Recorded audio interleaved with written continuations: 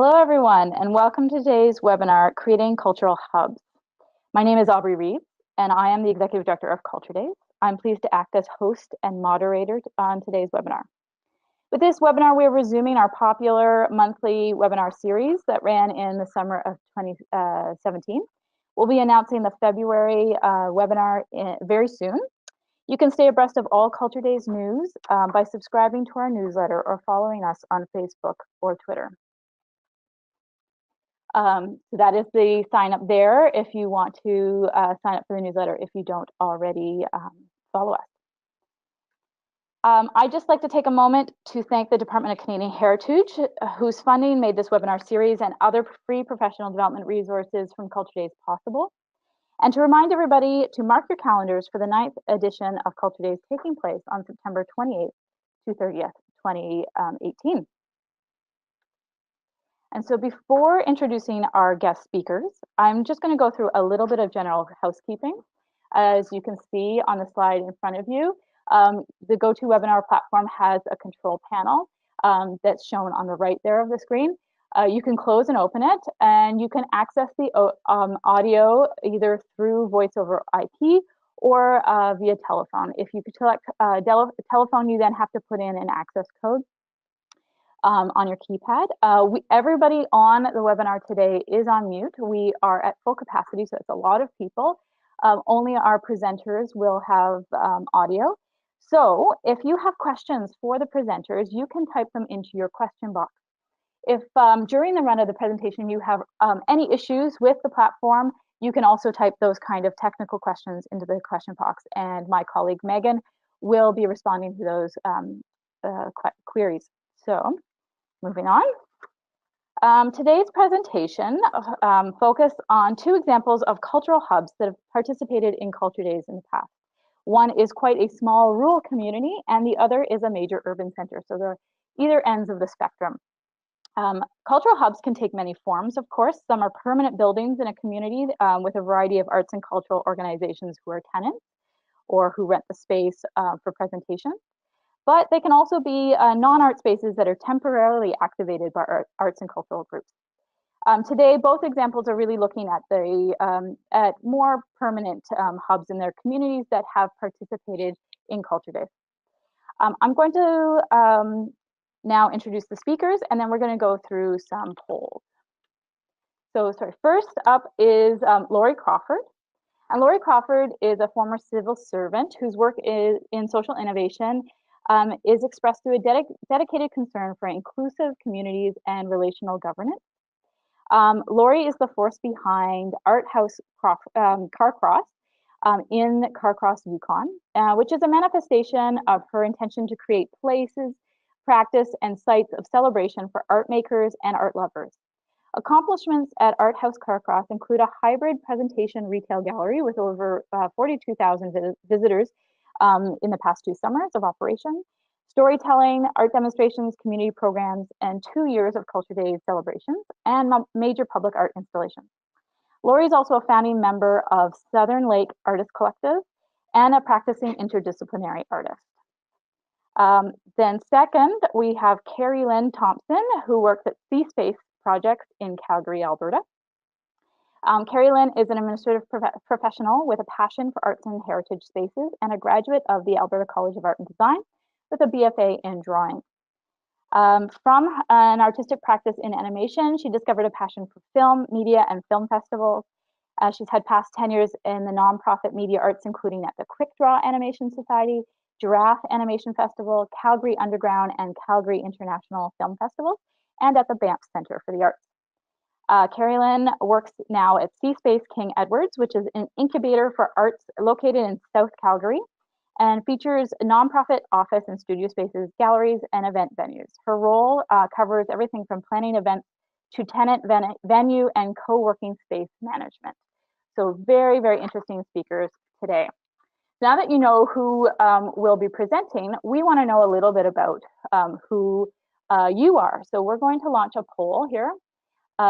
Everybody should see it now up on their screen. It's asking you to tell us a little bit about yourself. Are you an individual artist, a representative of an arts and cultural organization, a representative of a municipality or community arts council? or from some sort of other non-arts or cultural organization, such as a BIA or private business. I can see everyone voting. About 60% of you have voted, so we'll wrap it up in about 10 seconds. Just another few seconds. Okay, I'm going to close that poll. And we're going to the second one, which asks whether you have previously participated in Culture Days. You can select that you are a returning activity organizer or a returning community organizer, or you are new as an activity organizer or community organizer. I can see everybody is busy voting right now too. All right, we're about 75% there. Just gives everybody another 10 seconds.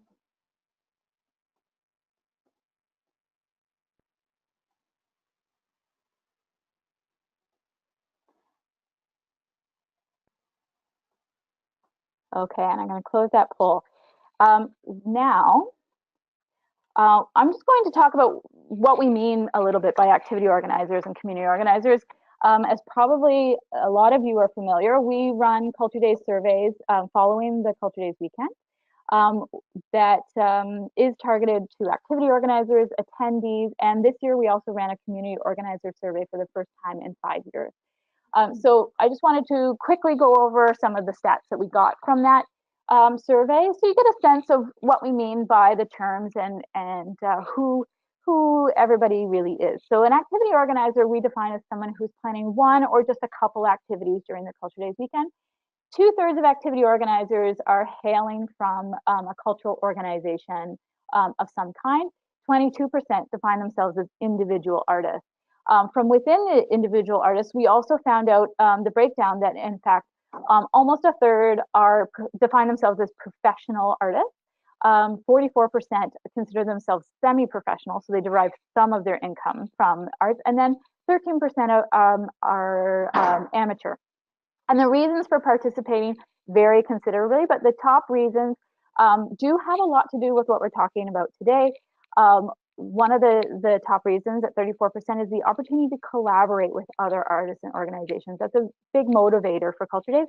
But then when we asked about their satisfaction with achieving that reason, 81% were satisfied with Culture Days as a means for collaboration. So that really goes to show. And the top reason that activity organizers give for why they want to participate is the opportunity to strengthen ties with the local community. So it also plays into the desire to make a hub. And then community organizers, as I said, we surveyed them separately for the first time in many years. Community organizer is really someone who is supporting the planning and promotion of Culture Days events across their whole community, or sometimes in a larger city that's in a particular neighborhood. Most community organizers participate in Culture Days as part of their job, 60%. Do that. And what are their jobs? Well, 44% are working for a municipal cultural, heritage, or recreation department. Secondly, they work for a library, museum, or art gallery, and then tied there with an arts council or community group.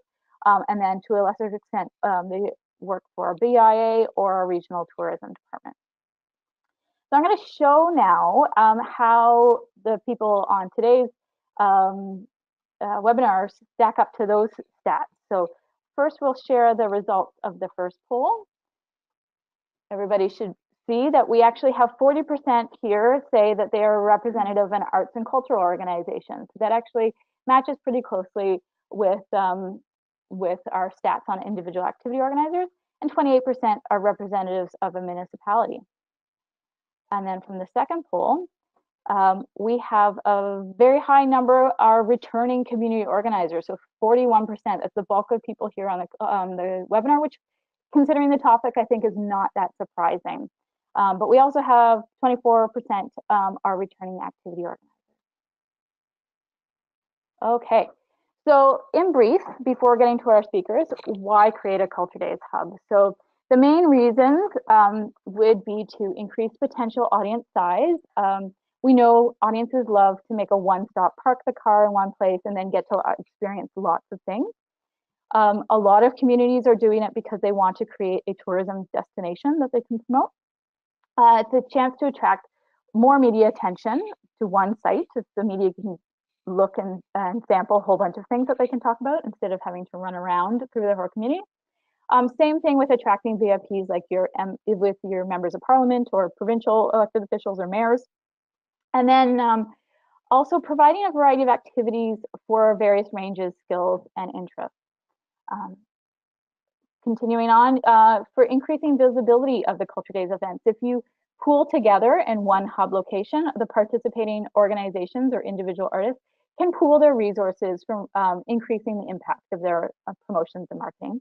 And you can also have greater visibility simply by having a lot of signage and having a crowd that attracts even more people.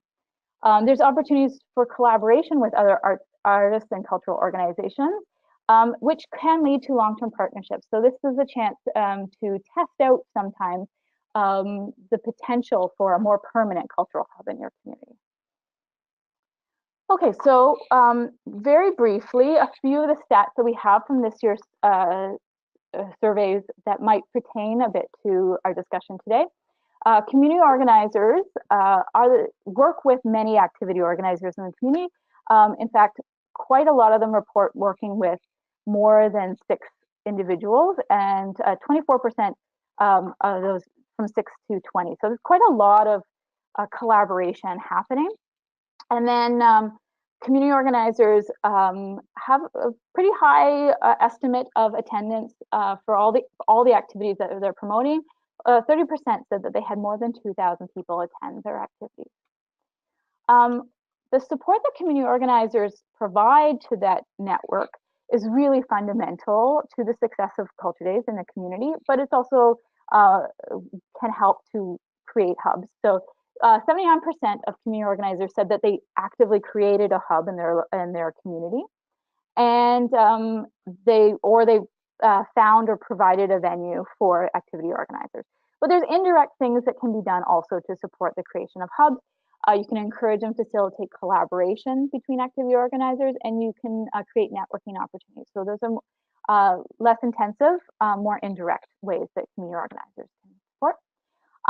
And nearly 50% of attendees visiting Culture Days said that they visited with family, so that's partner, spouse, or child, or other family member.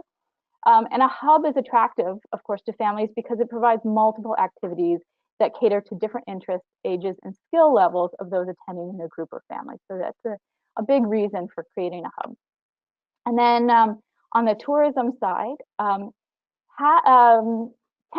of those who attended Culture Days this year said that they traveled more than 40 kilometers, which is generally the definition of a tourist. However, 52% said that they were willing to travel for Culture Days in the future. So there's a great potential there for attracting tourists to your community for Culture Days. Okay, so I'm just going to launch one more poll before we go to our speaker. And that poll is, have you previously participated in Culture Days in a cultural hub?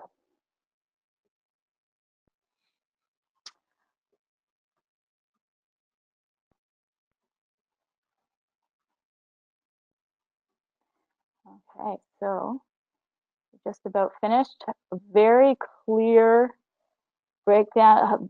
60% are saying no, that they have not. I'm going to close this. I'll just share the results quickly. We have definitely a majority who have not participated in a Culture Days hub before. All right, so now I'm just going to switch over the presentation to our first speaker.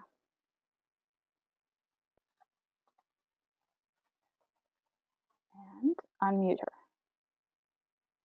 Okay, Lori, you're self-muted. You just have to unmute your microphone. There. There, we can hear you now. And you can see my screen? And I can see your screen. Very good. Welcome, everyone. Thanks for coming. Carcross is in the very northwest corner of Canada, very close to the Alaskan and British Columbia borders.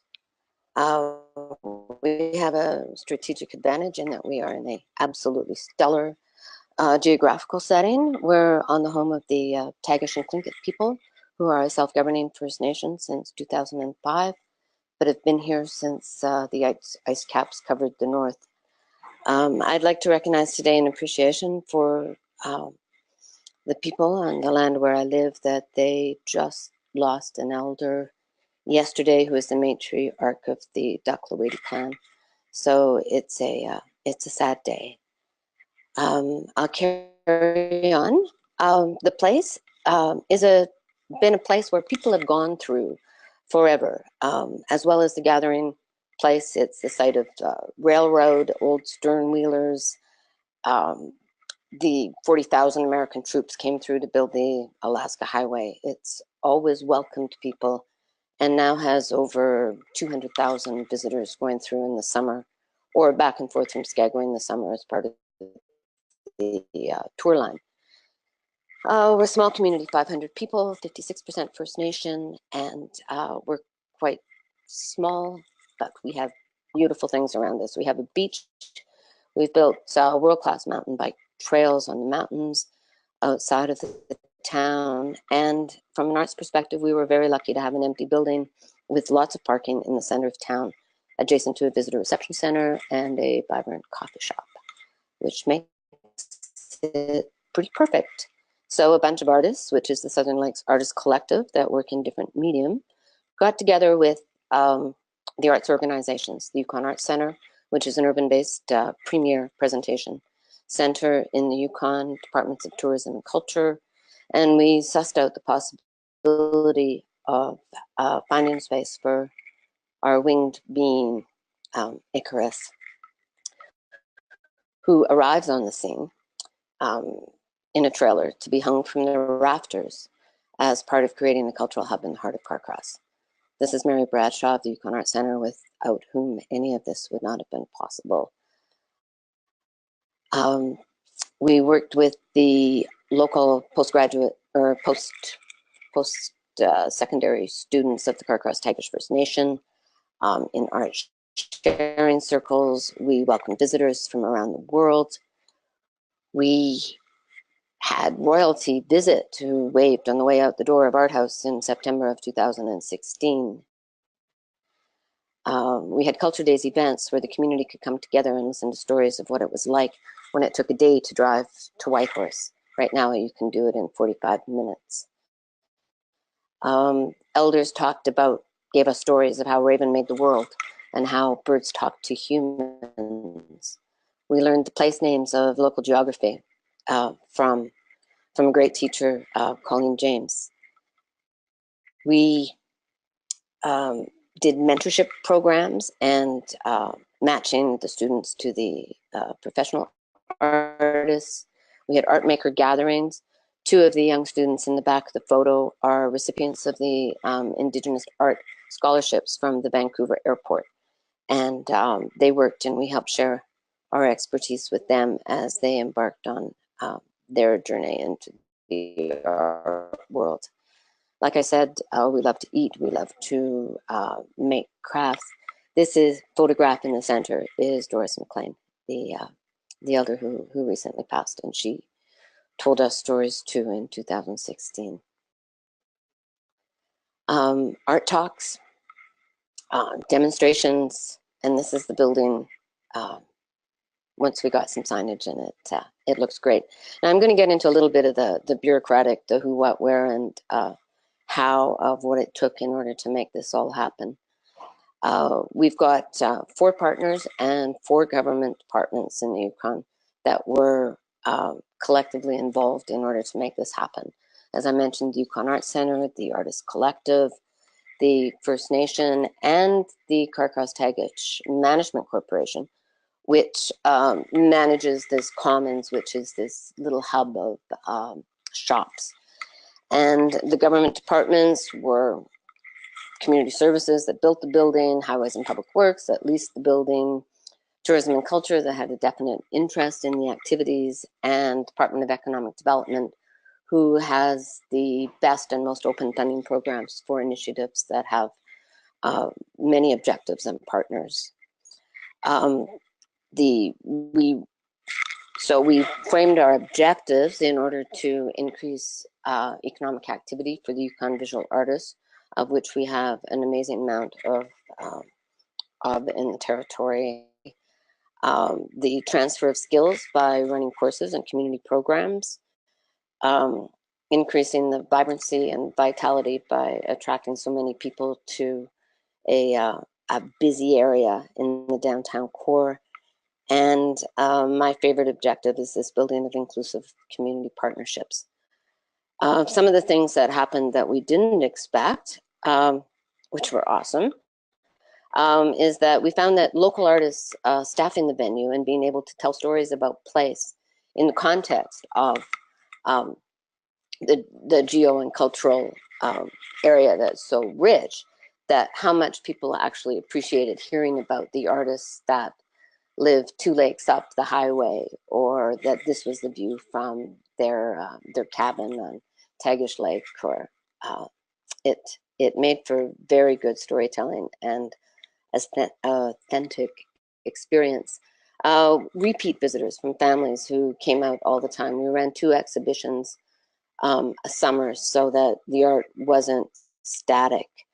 Southeastern Alaskans made Art House a regular point of call. Tour operators brought people in all the time, and we hadn't expected once again that royalty would visit. These earrings that Kate is wearing came from a shop that is just across the way from Art House, and resulted in an amazing demand for jewelry from a local jeweler who hand makes her work. This is my programs fail for one of 2 reasons: bad theory or poor implementation. So in order to ensure that the theory was good, I talked about the 4 partners: the art center, the artists creating the space for art, the makers working with students to do the mentoring, the families of the students coming together with the Carcross organizations to participate in culture days. And that was the strategy to lead to community inclusiveness. But bureaucrats like logic models. So I like logic models too, but it clearly articulated the organization's different inputs into the project, the funding outputs that were expected, and the intermediate outcomes that the project's success would be measured against. And innovation theory was the basis of it. So that's the prompting, prodding, talking, proposal, prototype, sustaining. Some design thinking will of course say that it's testing and going back, but we I did a lot of that through 2015. I would write briefing notes for ministers as an individual, as a citizen, letters, phone calls, arts organizations, trying to get it going. Success with 2 summers funding, that we got a successful prototype that we've talked about, and sustaining has come with a full set of other challenges that I think we're doing very well to address at this point. Thought about what the innovator's job was in terms of finding the skills inside to make sure that this kind of thing can happen and be sustained. So some of these people are better at than others, and I know I've come a long way in finding out who I am, how I am, and what skills I need to develop further as a result of this project. The keys to cooperation: show up fit and well. All the partners did. We had a structure that we could work on and build. An objective to make others look good rather than to make ourselves look good. Everyone said yes and contributed, showed up on time. Awesome. And this willingness to be changed and learn as a result of participation in the project and making the most of what we had. And it's been a privilege to actually be part of a project like this. Some of the challenges: hierarchical organizations intersecting with networks. They're kind of two different worlds of like cogs on a wheel, balancing the interests and contribution.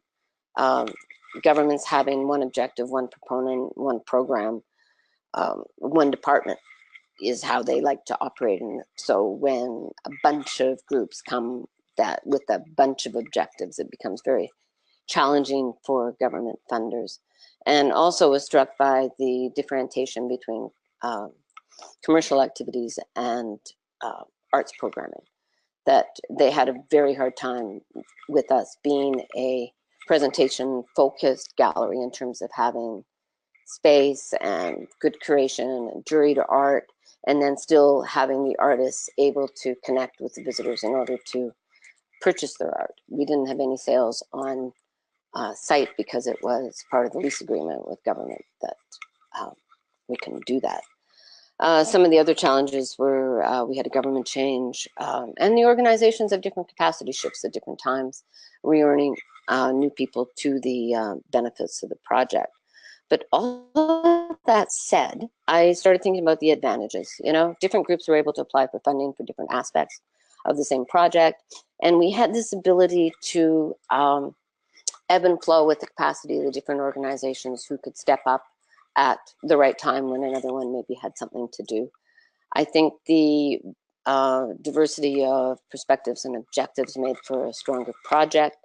I think the some of the connections and influences that a group of organizations with different focus can actually influence more people than just one group, and that the benefits ramified in many unanticipated ways to a broader base.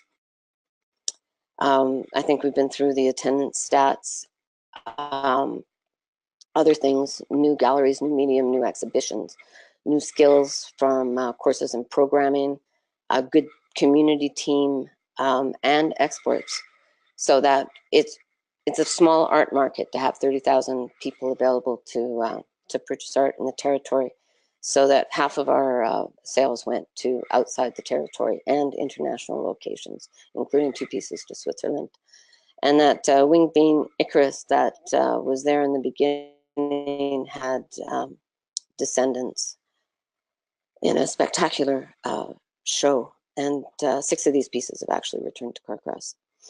At our last Culture Days event, when we had artist talks, Blake Lapini, a Tlingit artist, sang a song and gave us a prayer for the future.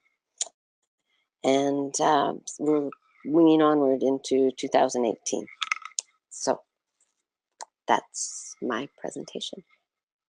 Thank you so much, Lori. That was wonderful. We have a time for 2 questions. If anybody has immediate things that they want to know, type them into the question box right now. While we do that, I'm just going to launch another poll. We now want to know what size community do you hail from? So are you from a very small and rural community like Lori was just describing, or from something as big as a major urban center? Any questions? You can type them into the question box right now.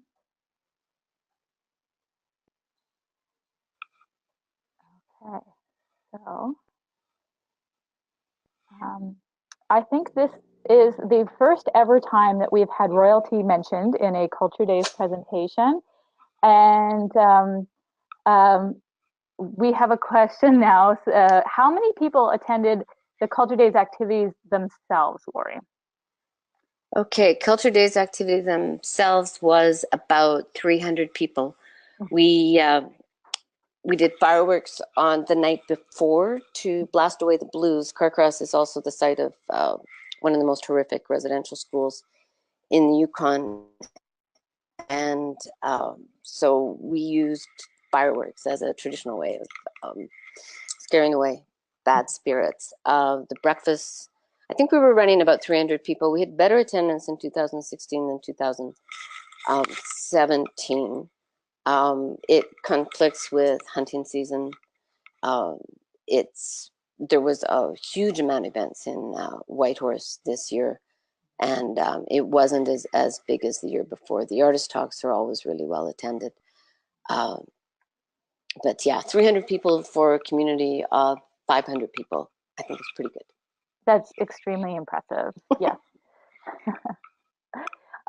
Okay, so we can see from the poll that we actually have quite the gamut of people from different size communities, but we do have quite a few from very small communities. 15% are from very small rural communities under 5,000 population. So a lot of, I think, what it was in Laurie's presentation is very applicable. But the ideas, I think, are applicable no matter what size community you're dealing with. Oh, and we have one more question that's come in. What was the time frame to make this cultural hub a reality? We started in 2015 in September, writing to ministers, and we opened the doors on 6 months later, June 2016, and we just closed and are finishing up the reporting now. So we ran the second year from about May 24th until October 2nd. And the year before we started a couple of weeks later. But that coincides with the tourship schedule as well. Great. Okay, so thank you again, Laurie. And if there's any questions at the end of the webinar, they might be able to be addressed.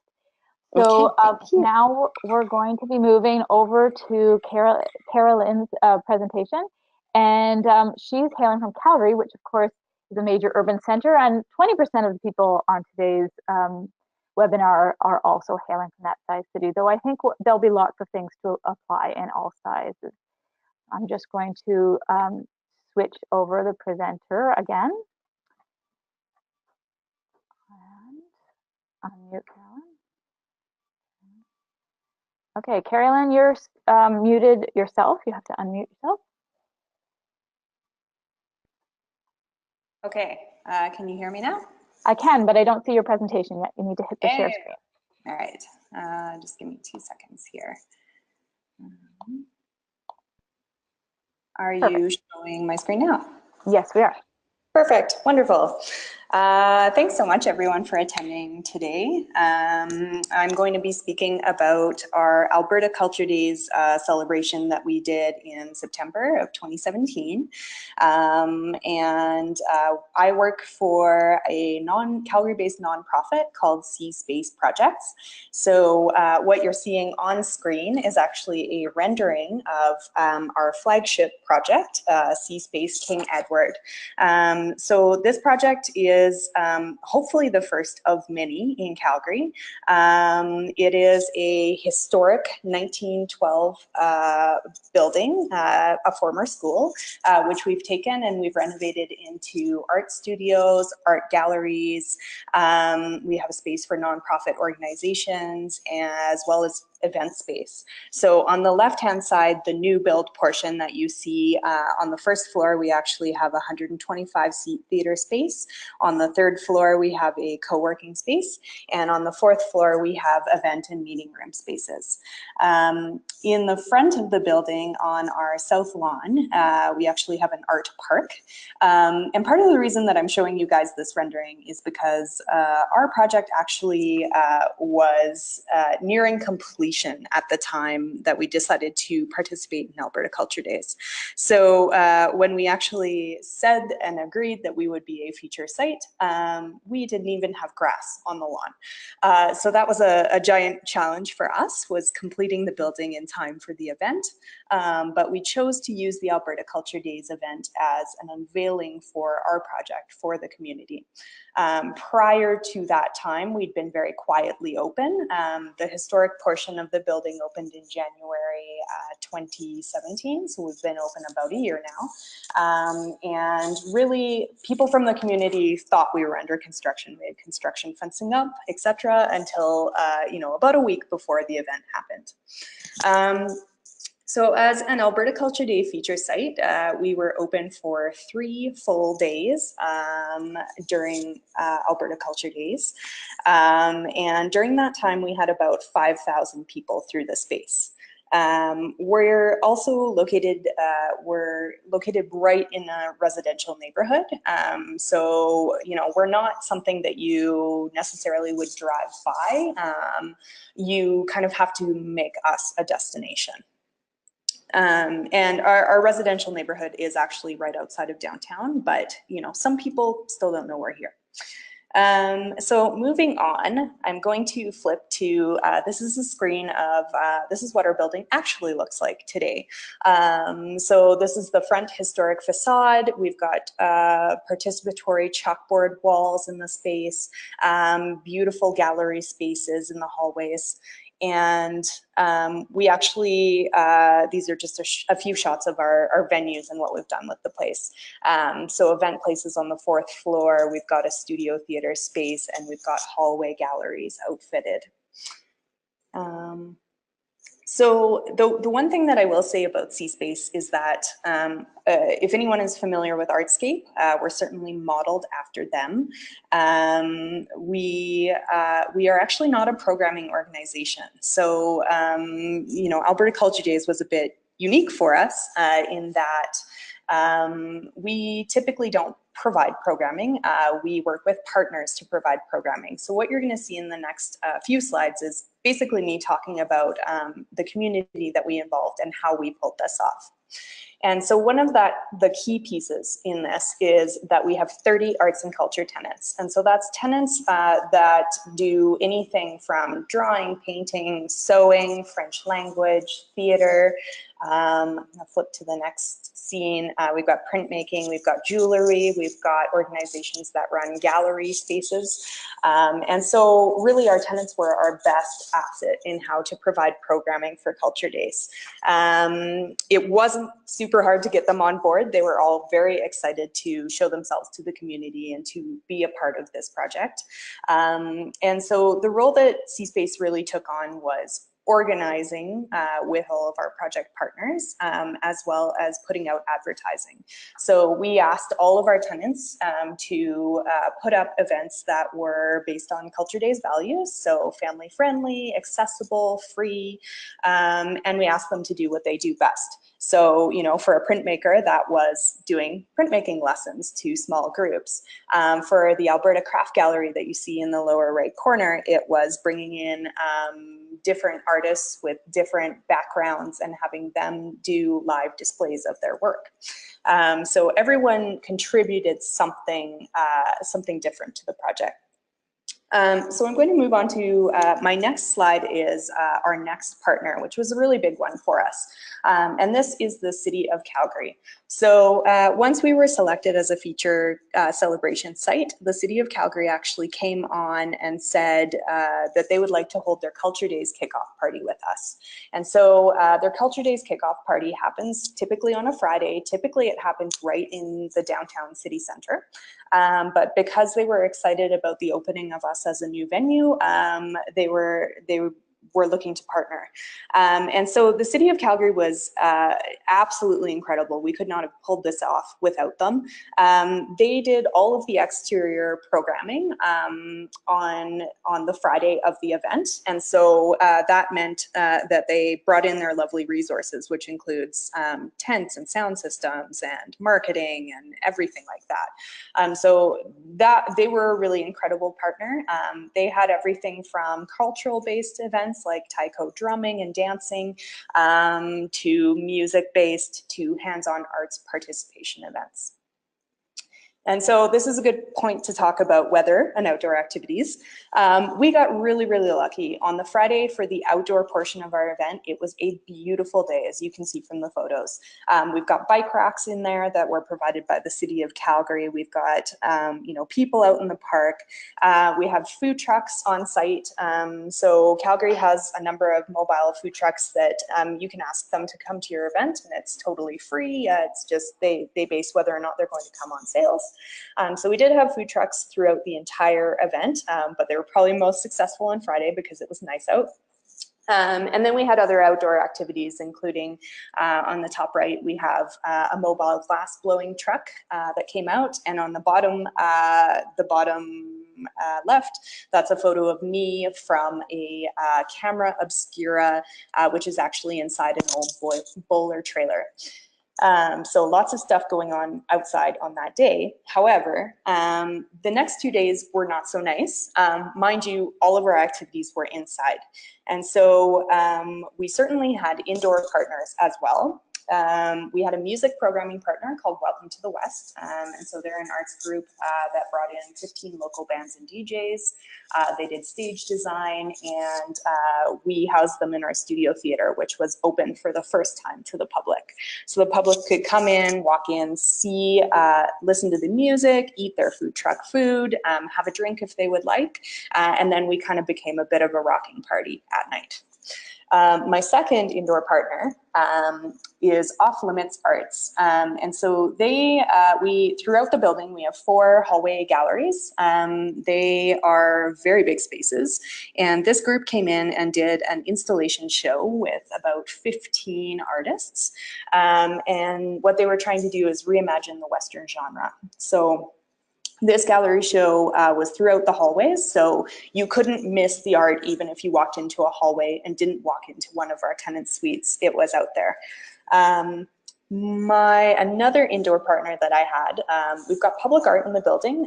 So we have funding through the City of Calgary's 1% for public art, as well as through the Alberta Foundation for the Arts for 3 public art pieces.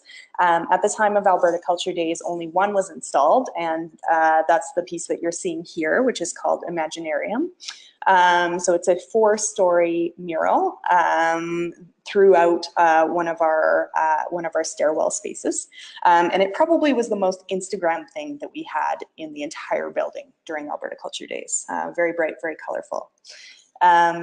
My second public art project, which is in process, is something called Yesterday, Today, Tomorrow, which is an installation. It's a kinetic installation of 105 hourglasses filled with sandstone. And so the photo on the top left is our artists who actually were on site during Alberta Culture Days, and they were showing people what they were doing and talking about the project, and getting more public knowledge out there about what they were doing and the process that they're taking to make this piece, because the piece was not installed at the time. And so we also organized a public art talk during this. So we had all of our public art teams on site and opened that up so that people could learn a little bit more about what we're doing in the building. I also had live public art that was made on site during Alberta Culture Days. So on the left-hand side, that's Verna Vogel, and we don't have in the picture her husband, John.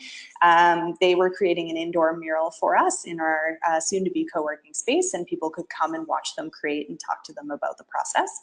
And on the right-hand side is Douglas Stradiger, who is one of our tenants in the building, who had proposed, we had this ugly cement wall, and he said, I'd really love to make a mural, and he did it live during Alberta Culture Days. So again, people can come and they can watch artists at work, which is really what our building is all about. It looks boring, but this is one day of our programming. So as you can see, we basically are running a mini festival over a weekend. And it was a lot of work to bring this together and to kind of lock everything down, and then to promote it. So a lot of our promoting and marketing was done online, Instagram, Facebook. We flipped our website page so that we had this all up. Sorry, I think I'm over on my time. I'm gonna go quickly. Where did I go? The one thing I would say about marketing, one more thing, we did do a postcard drop of about 5,000 to the neighborhood surrounding us. And I do think that was effective because, like I said, we are embedded in a neighborhood. And so it was really important for us to invite our neighbors and say, hey, we're having this, we'd like to be your neighbors. The one thing I will say about marketing is we certainly started later than we should. I think that's the case with many events. It's really hard to get a jump on things.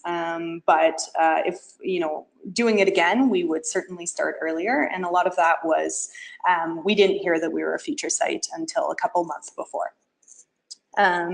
So another piece of our marketing is, of course, the public coming in and taking photos. These are just a few captures of what they saw during our event. And we actually encouraged them to capture photos by having an Instagram contest. So the person that captured the best photo set, as judged by us, got a $250 gift certificate that was valid for any of our tenants in the building. So that could have been used for, to purchase something from a retail gallery or to take a class. And to the nitty gritty of things. This is a photo of one of our lovely, lovely volunteers in our theater space. They're wearing a CSpace shirt, which we did have printed for all of our volunteers. And so we are a staff team of 4. It was, the Alberta Culture Days event was 3, probably plus 12-hour days. So we always had staff people on, and we had about 40 volunteers that helped us with greeting the public, as well as in particular with running the theater space, because this was a bar, and so there are regulations that you need to have a certain amount of volunteers in the space. And my last piece, I'm just going to flip to, this is a video. So this is what it felt like on Alberta Culture Days. And I'll stress that, even as small arts organizations, what is most important is certainly documenting your work. And this is a great example of what it felt like to be at our Alberta Culture Days event. Thank you.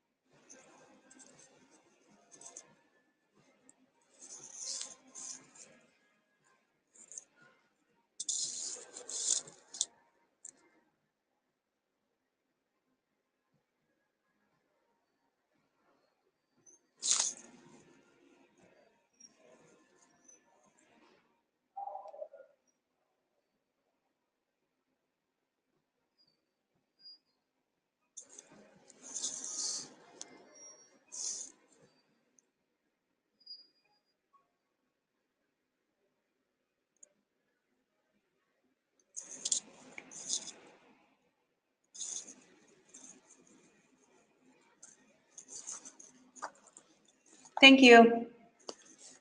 Thanks, Carolyn. I don't think, if there was audio on that video, I don't think it came through the system. Oh, darn. Okay. But the pictures look fantastic. Yeah. So maybe we'll get the link to that video if it's up on YouTube or another video platform that we can share with everybody afterwards also. For sure. Thank you. Okay. So thank you. That was amazing. Looks so gorgeous. We do have time for questions.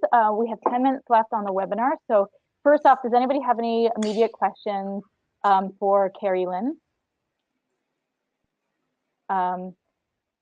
First, there is one question that I'd like to ask while people are thinking through.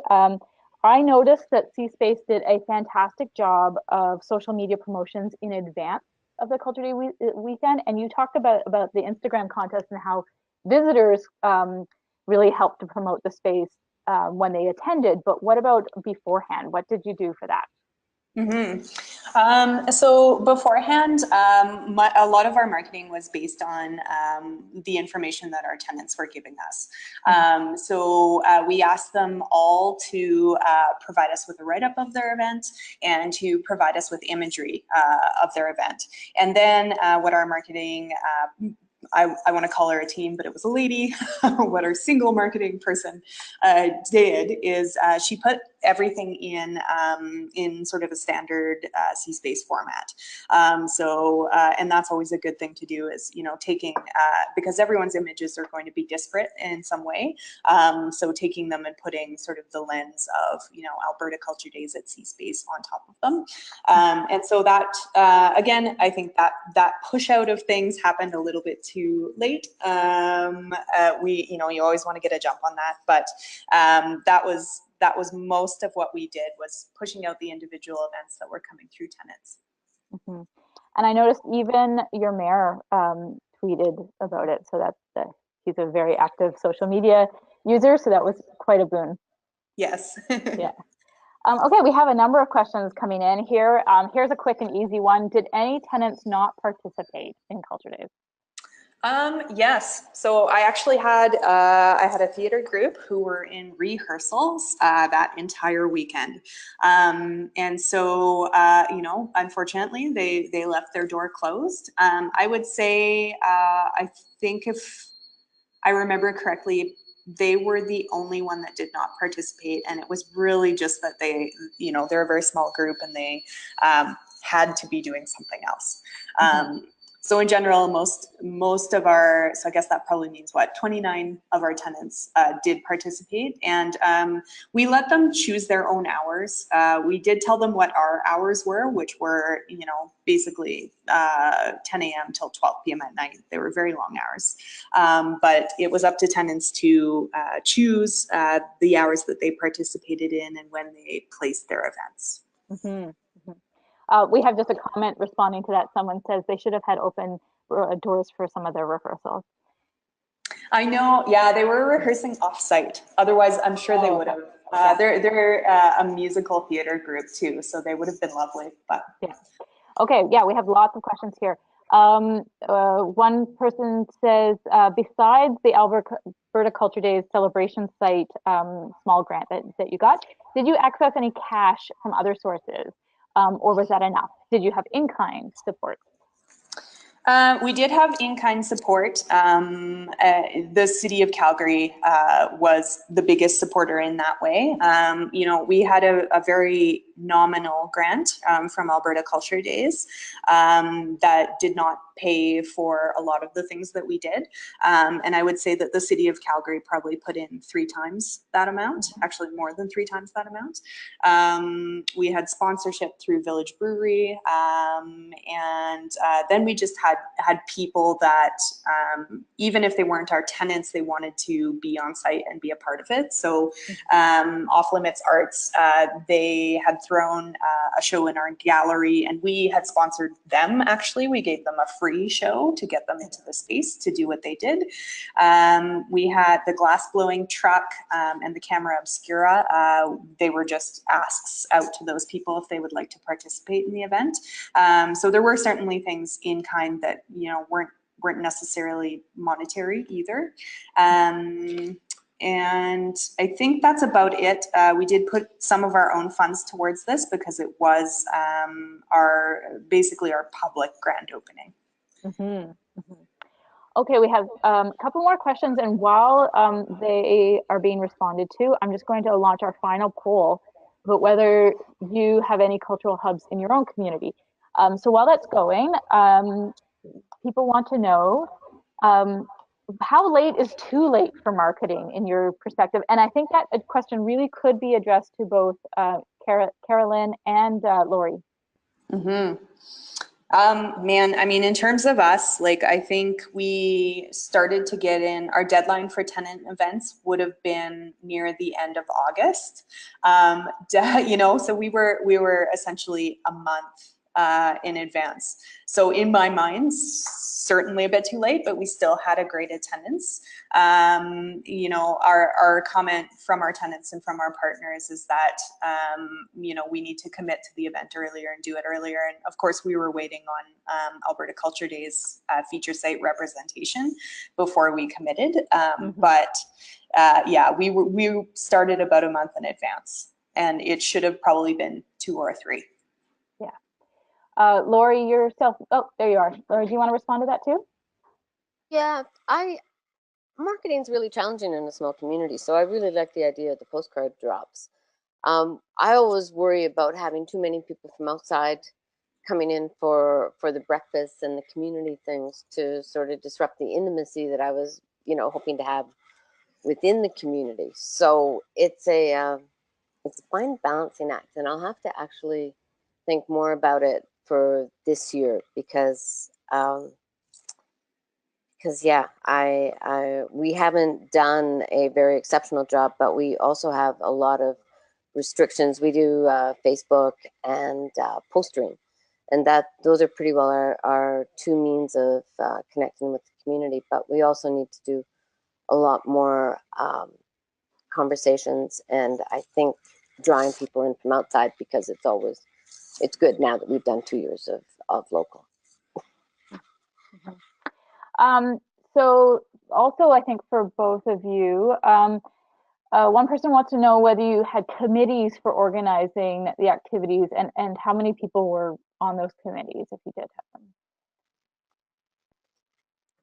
If this is Lori, we had one person, probably 2 people working organizing. We had like $300 to go towards organization. So $3,000 to go to everything. So we're pretty shoestring. And Go ahead. I was just going to say, and you? sorry, Carrie Lynn here. Did not have committees to organize, but really we were more of an aggregator. So we were relying on our tenants and our partners to do a large part of organizing their own events. Yeah. Okay, so quickly, as we were wrapping up, last questions. Someone wants to know how much attendance would you say did you have per activity at CSpace? I mean, I would say each of our tenants, other than the one that was not able to participate, they, attendance per tenant. Sorry, can you restate that? I think I missed the question. Yeah, the question, how many people did you have per activity? Or yeah, I guess you would see it maybe as per tenant. Yeah, I think it really varies. We certainly had tenants that most of our tenants counted their attendance by day, for one. So we based our numbers off of what our tenants counted. And in a day, some tenants like Alberta Craft Council may have had as many as like 3 or 4 artist demonstrations during that day. So it's really hard for me to determine. We did have a few tenants that had more fixed, like they had a fixed class size that they could accommodate in their space. So, you know, activities may have been anywhere from, 10 to 12 people that could be in their space doing an art activity at a time. I would say most of it was more flow through though. So people could come, stop into the space, maybe they added a piece onto a picture or, watched a video or something and then moved on. Sorry, that's a nebulous response, but that's okay. And then finally, what does 2018 hold for CSpace since you launched the whole place in 2017? Have you thought about what you're going to do next year? So we've certainly already had interest from our tenants to participate in the 2018 Culture Days, as well as our partner at the City of Calgary would like to use our site again. So I think it's certainly going to be something that we do going forward, and certainly something that we're already talking about it now. So we are planning much more in advance than we did last time. Wonderful. Okay, I think that's what we'll wrap up the questions. Thank you so much to both Lori and Carolyn. They were fantastic presentations. I think we had a lot of interest, and the presentations were recorded. The link to that recording will be available in a few days. We encourage everyone to share it with your colleagues and friends because I think there's a lot here that will interest others. If you are looking for more inspiration and resources, please visit the resource section of the website. The web address is right there on your screen. You'll find dozens of different guides and tip sheets for specific target groups, for specific issues or goals. And but one that should probably be of interest to most of you here is the Community Organizer Guide, which highlights ways that you can bring your neighborhood, town, or city together through Culture Days. And there's a number of very inspiring case studies in there that talks about hubs. And so just a final reminder, please do sign up for the newsletter. This webinar was sold out, though it's free. And so if you sign up for the newsletter, you will hear first about the next ones, and you can get registered and not be disappointed. So that's it. Thank you, everybody, and have a great afternoon.